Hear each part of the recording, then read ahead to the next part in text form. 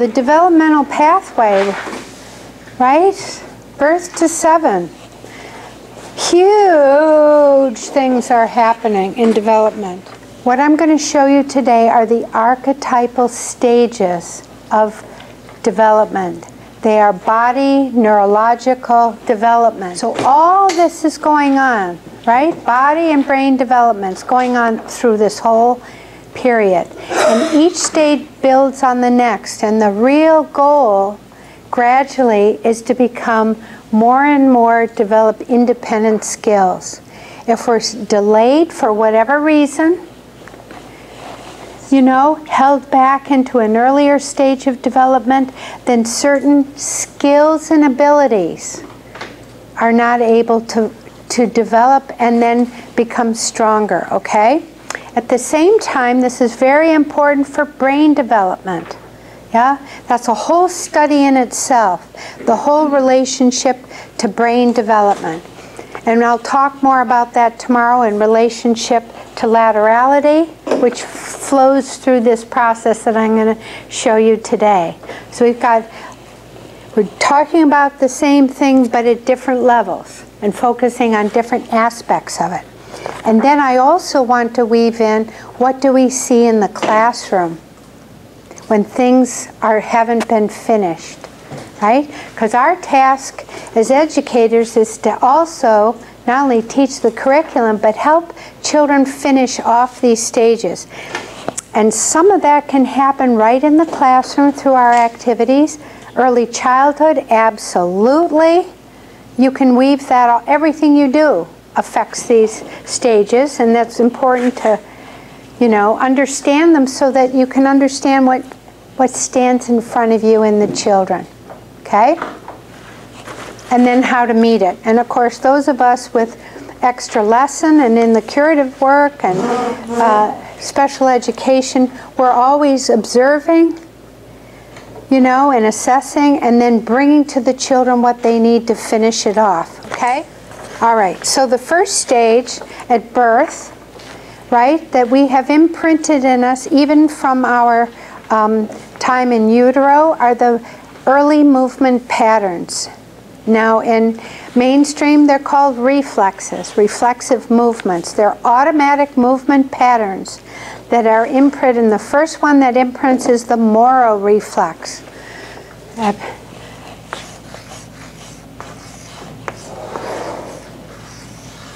The Moro reflex. This is the fight or flight reflex in adults. Okay? Now, this is very important.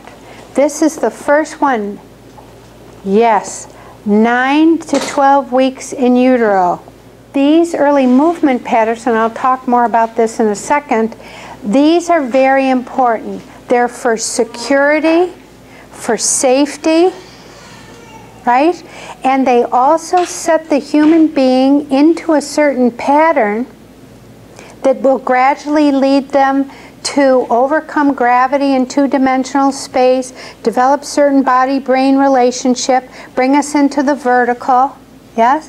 Sitting, standing, walking, speaking, and then that'll lead to the beginning of thinking, okay? Now the Moro reflex is very important, and at some point we'll also do a little bit of work together with this so that you can see yourself whether you still have it.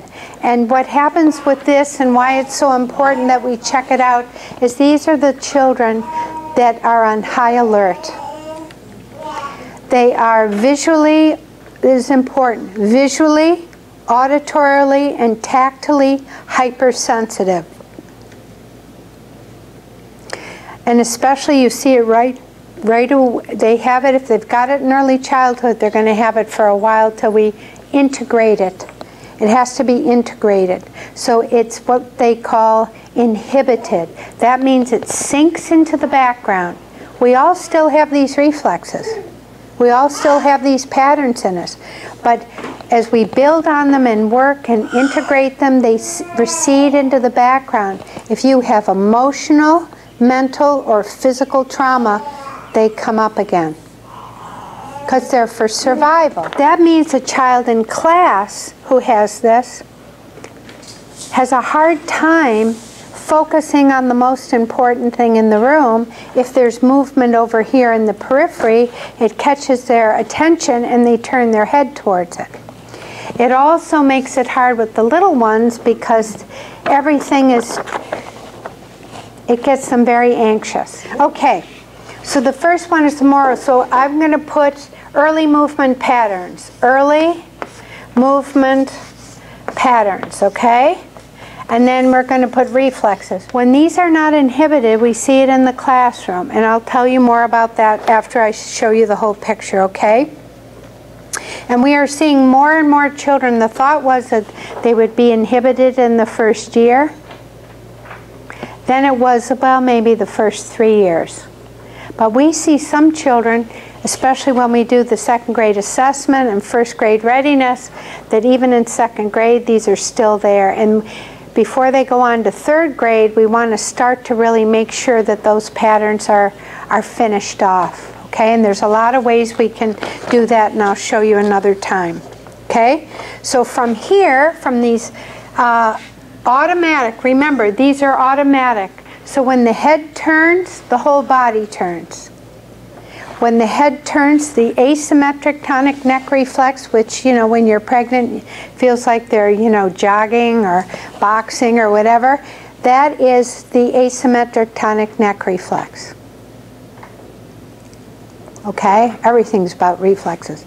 So when the head turns to one side, that side of the body stretches out, and the other side of the body comes to the midline. That's governed by the head. The symmetric tonic neck reflex happens after they're born. And that's when they lower their head, their bottom goes up, and when they lift their head up, they sit back. Right? You'll see that.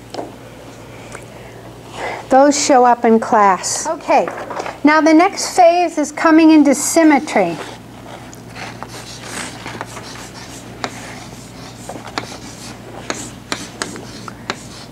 This is when one side of the body moves, the other does. So it's all about symmetry, okay? And it starts out with them pulling themselves, both hands like this, right?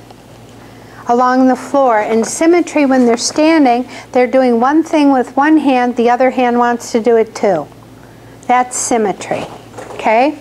And so both sides of the body move at the same time. We see this very strongly in the baby and a toddler. When they get excited, right? It isn't this.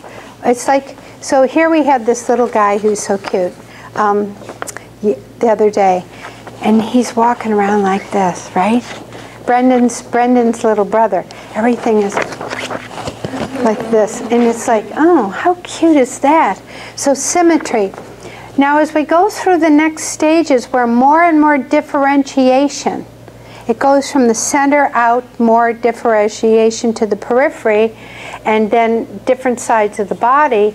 You know, there's all focused on the center. Then what happens is that if we see a delay here, like in the next stage or next two stages, sometimes I go back and I begin with symmetry. You know, 2 circles on the board or in the sand, you know, a sand table or whatever. You go back to a symmetrical exercise to then go through into these stages of differentiation.